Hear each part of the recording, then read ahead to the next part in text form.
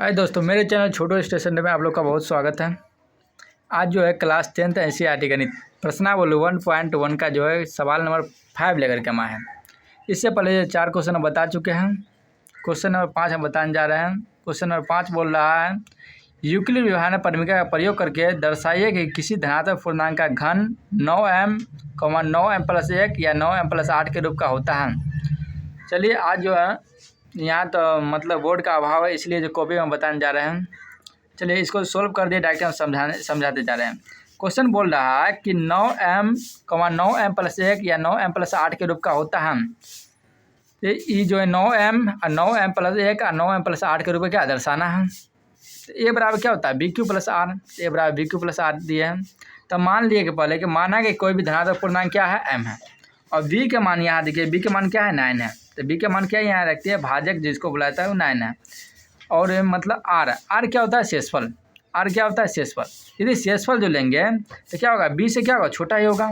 शेषफल जो होगा b से छोटा होगा। तो b से छोटा मतलब 9 से छोटा कौन सा होगा, ये तो 0 होगा या 1 या 2 या 3 4 5 6 7 8, मतलब 0 से लेकर क्या 8 तक ले होगा। अब जो है आगे यूक्लिड व्यवहार परिमिका से, यूक्लिड व्यवहार परिमिका से क्या होता है a बराबर BQ+R। तो यूक्लिड व्यवहार परिमिका से a बराबर BQ+R। अब जो है बारी बारी से हम चेक कर लेंगे, यानी a बराबर जब r बराबर रखेंगे 0 तब a बराबर क्या होगा, जब r बराबर 0 तो a बराबर BQ+R होता है। तो b की जब 9 q प्लस r के मान कितना है 0। तो a बराबर क्या होगा 9 क्यू में यदि 0 जोड़ेंगे तो 9 क्यू, ये समीकरण फर्स्ट। अब क्या बोल रहा कि दोनों तरफ जो है क्या करना है, इसको घन करना है। मतलब इसको क्या करना है, घन करना है। यानी क्वेश्चन में बोल रहा है कि किसी भी धनात्मक पूर्णांक घन जो इतना के रूप का होता है, दोनों तरफ हम घन करेंगे तो a का भी घन और 9q का भी घन। तो a का घन कितना होगा aq प्लस 9 का घन करेंगे मतलब q, तो कितना होगा 9q गुने 9q गुने 9q, यानी 9a तीनों 9 की यदि गुना करेंगे तो इसको ऐसे भी लिख सकते हैं 9q गुने 81 का q², यानी q से q करेंगे तो q²। तो इसमें क्या हम 9 कॉमन ले लिए, 9 कॉमन ले लिए तो कितना बचा q प्लस का 9q²। तो यदि हमें तो मतलब यहाँ q भी कॉमन है, लेकिन q क्यों नहीं लेंगे, क्योंकि हमें जो m में लाना है इसलिए। तो यहाँ जो मान लेंगे कि माना कि q प्लस 9q² बराबर m, इतना ही जगह पे जो हम क्या मान लिए, इतना ही जगह पे मान लिए क्या q प्लस का 9q² बराबर m, इसीलिए 9 और इतना ही जगह मान लिए m, तो m रख दिए। अब रखेंगे क्या समीकरण फर्स्ट जो है, समीकरण फर्स्ट जो है यहाँ है, मिस्टेक से यहाँ लिखा गया समीकरण फर्स्ट जो है यहाँ क्यों का समीकरण फर्स्ट, ये समीकरण फर्स्ट। अब है कि जब r बराबर रखेंगे 1, जब r बराबर रखेंगे 1 तब क्या होगा a बराबर BQ+R। तो a बराबर b की जगह कितना है 9 और q प्लस r की जगह कितना है 1। फिर वही काम करेंगे, दोनों तरफ जो है क्या घन करेंगे, तो दोनों तरफ घन करने पर तो मतलब a का भी घन और प्लस 9q प्लस 1 का भी घन। देखिए यदि घन करेंगे तो इसको a प्लस b के हल क्यूब में तोड़ेंगे, तो a प्लस b का हल क्यूब क्या होता है, तो a cube plus b plus 3a² b plus 3ab²। इसको एक तरीका से और लिख सकते हैं a³ plus 3a² b plus 3ab² plus का b³। आपको जो सुविधा पड़ता है, लेकिन पहले वाला सुविधा पड़ेगा a³ plus 3a² b plus 3ab²। तो उसी प्रकार जो है 9q जो है इसको मानेंगे और 1 के मानेंगे b। तो a³ plus 3a² b plus का 3ab² प्लस का b³ इतना है। अब जो है वही 9q आई मतलब इसका करेंगे कितना होगा 81 के फिर से 3 से हम गुना किए, 9 का इसको 9 9 81 और बाकी इसको 3 से हम गुना किए। तो मतलब सब के जो गुना जो करते जाएंगे तो कितना आ जाएगा इतना मतलब आप लोग के गुना आता होगा। अब जो है इतना सबको गुना करेंगे 729 प्लस का कितना 243 प्लस का कितना 27q प्लस का ये 1 है तो 1।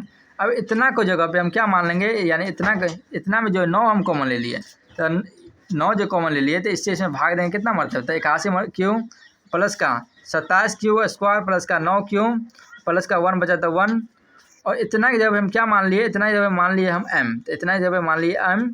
तो यदि इतना ही जगह मान लिए m तो ये 9 है तो 9, इतना ही जगह क्या है m प्लस का कितना बच गया सिर्फ 1। ये क्या आ गया समीकरण सेकेंड। अब रखेंगे जब r का मान कितना 2, तो जब r का मान रखिए 2 तब a बराबर क्या होगा BQ+R।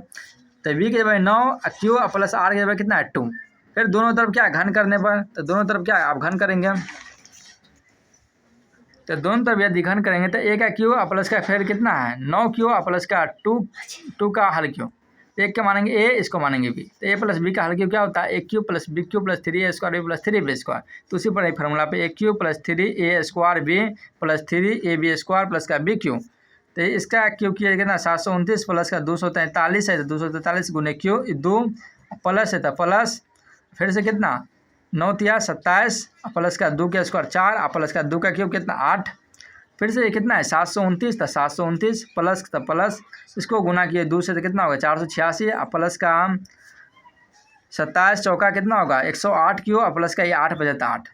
अब जो इसमें हम 9 कॉमन ले लिए, इतना में जो क्या ले लिए 9 कॉमन, चूँकि क्यू भी कॉमन है लेकिन क्यू हम कॉमन है लिए चूँकि तो हमें तो एम में आंसर लाना है, तो 9 कॉमन ले लिए कितना बचा 81 क्यू का क्यू प्लस का 54 क्यू स्क्वायर प्लस का 12 क्यू प्लस का 8। अब मान लेंगे माना कि 81 क्यू और प्लस का 54 क्यू स्क्वायर प्लस का 12 क्यू बराबर हम मान लिए एम।